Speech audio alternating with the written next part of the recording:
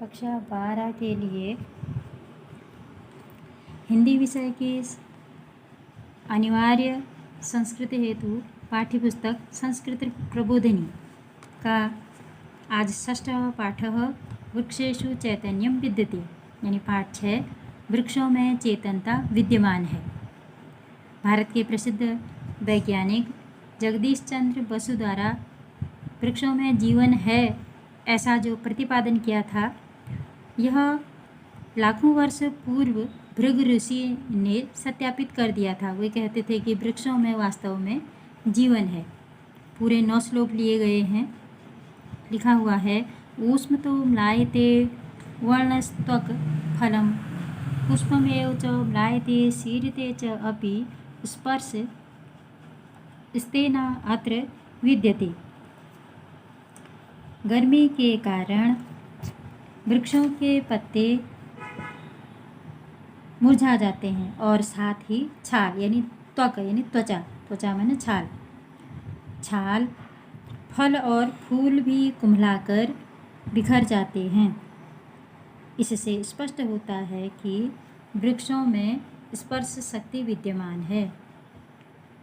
वायु अग्निर्शनिर्घोष फलं पुष्पं विशीर्यते श्रोत्रेण गृह्यते शब्द स्तम स्माच्छ श्रवणन्ति पादपा।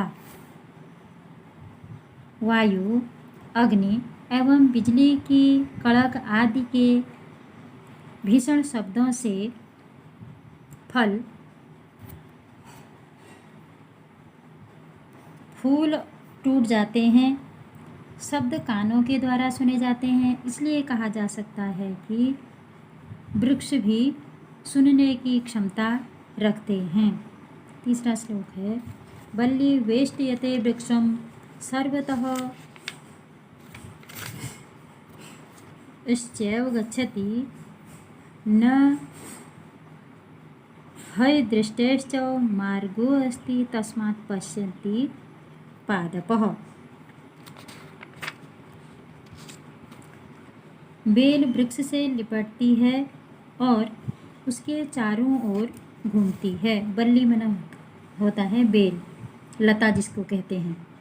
बिना दृष्टि वाले को मार्ग दिखाई नहीं देता, इसलिए हम कह सकते हैं कि वृक्ष भी देखने की क्षमता रखते हैं, क्योंकि उसका उदाहरण स्पष्ट है। बेल को अगर दिखाई नहीं देता, वो वृक्ष की आड़ में लिपटती नहीं। पुण्य अपुण्यस्तथा गंधे धूपश्च विविधैर अपि अरोगा पुष्पिता सन्ति तस्मात् जिगरन्ति पादपा। जिगरन्ति माने सूंघते हैं। यहाँ पर वृक्षों के सूंघने की बात कवि कह रहे हैं। कहते हैं कि वृक्ष पुण्यों और अपुण्यों तथा अनेक प्रकार की गंध, सुगंध, धूप इत्यादि को महसूस करते हैं और ऐसा करने से ये निरोग और पुष्पित होते हैं। इससे यह सिद्ध होता है कि वृक्षों में सूंघने की क्षमता है। पादे सलिलपानश्च व्याधीनां च अपि दर्शनात् व्याधिप्रति क्रियत्वांच विद्यते रसनं द्रुमम्। अपनी जड़ों, पादे यहाँ पाद आया है जड़ों के लिए, क्योंकि वृक्षों के जड़ों को ही हम यहाँ पैर मानेंगे। अपनी जड़ों द्वारा जल पीने के कारण रोगों के दिखाई पड़ने के कारण और रोगों के उपचार के कारण वृक्ष में स्वाद लेने की शक्ति है, अर्थात उसमें रसेंद्रियां विद्यमान हैं, ऐसा हम कह सकते हैं। यहाँ द्रुम मने वृक्ष के लिए ही आया है। छठा श्लोक है, वकत्रेण उत्पलनालेन यथोर्ध्वं जलमादतेत तथा पवन संयुक्तः पादे पिबति पादपः। जिस प्रकार कमलनाल वक्त्रेण नालेन कमलनाल। जिस प्रकार कमल डंठल के द्वारा जल ऊपर की ओर, ऊर्ध्व माने ऊपर, जल ऊपर की ओर खींच लेता है, जल मादते जल आता है अर्थात खींच लेता है, जल ऊपर की ओर खींच लेता है या ग्रहण कर लेता है, उसी प्रकार वृक्ष भी वायु से युक्त होकर, पवन संयुक्त कह रखा है, वायु से युक्त होकर अपने पैरों अर्थात जड़ों द्वारा पानी पीते हैं। सुख दुःखयो ग्रहणात् छिन्नस्य न विरोहणात् जीवं पश्यामि वृक्षाणाम् अचैतन्यं न विद्यते। सुख तथा दुख को अनुभव करने के कारण, सुख और दुख को अनुभव करने के कारण छिन्नस्य कटे हुए वृक्ष के फिर से उगने के कारण,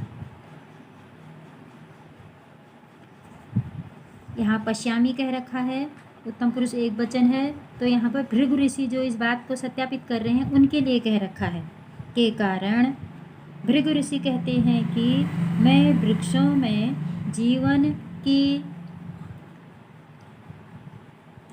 विद्वता को देखता हूँ, अर्थात मैं वृक्षों में जीवन देखता हूँ, ऐसा कवि का कथन है। तेन तज्जलम आदत्तम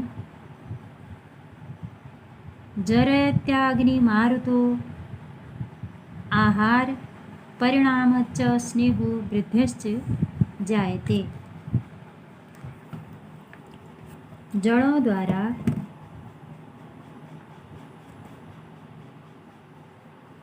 जल ग्रहण किया जाता है और वे वायु तथा अग्नि के द्वारा पचाए जाते हैं।